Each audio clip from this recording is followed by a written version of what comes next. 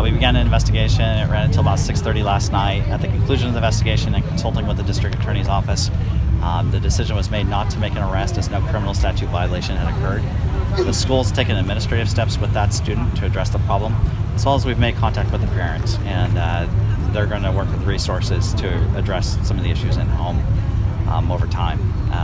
Last night at about 11 p.m., we received notification of a second event on Snapchat involving a BB gun and comments about Santa Maria High. We are back out, conducted an investigation through the night. Again, no criminal statute violation occurred.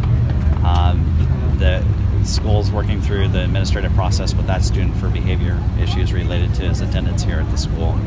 And so that's where we stand at this point. What was the first and second? What was the first Snapchat? The first Snapchat was some screenshots of the events in Florida, saying, happy day or good day for me, something along those lines. And was it a student from here that did that? Yeah. Was it the same student? No, these are two separate events, two separate students over social media. And there was a follow-up with some comments about deaths here at Santa Maria High. But again, it walked that fine line between First Amendment protected speech and criminal threats. No arrest, no criminal statute violation occurred. Who made the report to Santa Maria Police for both Snapchats? The first one in the morning was school administration. They became aware of it, and they let our school resource officer here at Santa Maria High know about it. He notified the department, and we pushed out additional resources to follow up on that investigation to allow him to remain here at the school.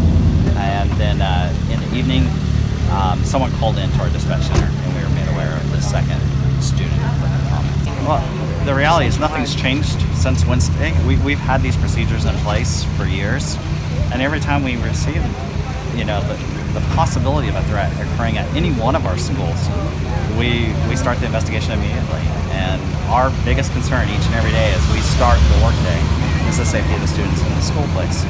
A big part of that is our school resource officers. We have them here at both high school campuses in the city, and then the school resource officers working for the Santa Maria School District in the different schools they're assigned to.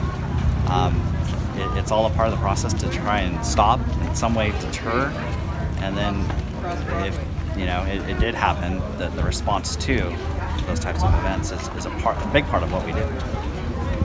And clearly, you guys have already determined that there's no known credible threat, from both social media posts, and yet there's still all these parents that are coming here. I mean, do you feel like it is necessary for them to pull them out of school today?